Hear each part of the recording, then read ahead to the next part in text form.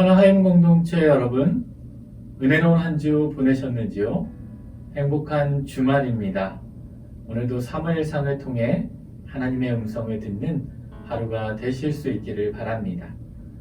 언약궤를 블레셋에 빼앗기고 엘리야의 두 아들 홈니와 비느하스가 죽은 그날, 진중에 있었던 어떤 베냐민 사람이 실로로 달려와 엘리에게 이르기를, 이스라엘이 블레셋 사람들 앞에서 도망하였고 백성 중에는 큰 사륙이 있었으며 홈니와 비느하스도 죽임을 당하고 하나님의 언약궤도 빼앗겼다는 비보를 전해주게 되었습니다.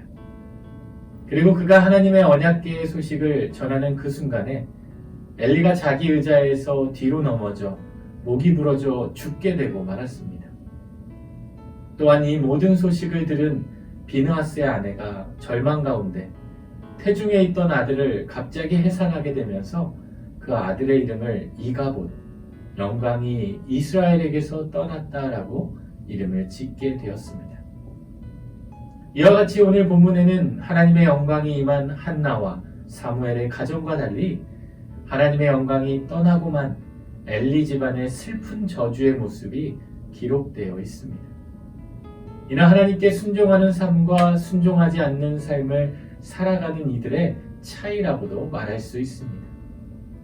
이처럼 하나님의 뜻을 살피고 하나님께 순종하는 자들에게는 하나님의 영광이 그 삶 가운데 가득 임하게 되는 은혜를 입게 됩니다. 그러나 하나님의 말씀에 불순종하는 자들에게는 엘리의 집안과 같이 하나님께서 그곳을 떠나시고 말게 된다는 말씀입니다. 엘리의 집안뿐만 아니라 안타깝게도 후에 이스라엘도 하나님의 말씀에 불순종하여 하나님의 영광이 그들에게서 떠나게 되는 모습을 성경 말씀 가운데 찾아볼 수 있게 됩니다. 바라옵기는 우리 하임 공동체 모든 지체들의 삶이 하나님의 뜻을 살피고 하나님의 말씀에 순종함으로 우리의 삶 가운데 하나님의 영광이 가득 넘치는 삶이 되실 수 있기를 바랍니다.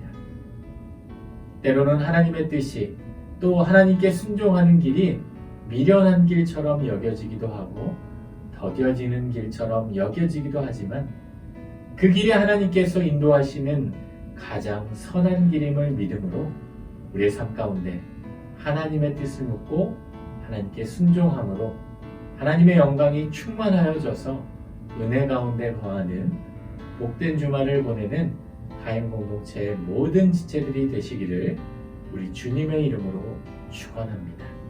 기도하겠습니다. 하나님, 오늘도 하나님의 뜻을 묻고 하나님의 뜻에 순종함으로 살아가는 은혜로운 주말이 되게 하여 주옵소서. 예수님의 이름으로 기도드립니다. 아멘.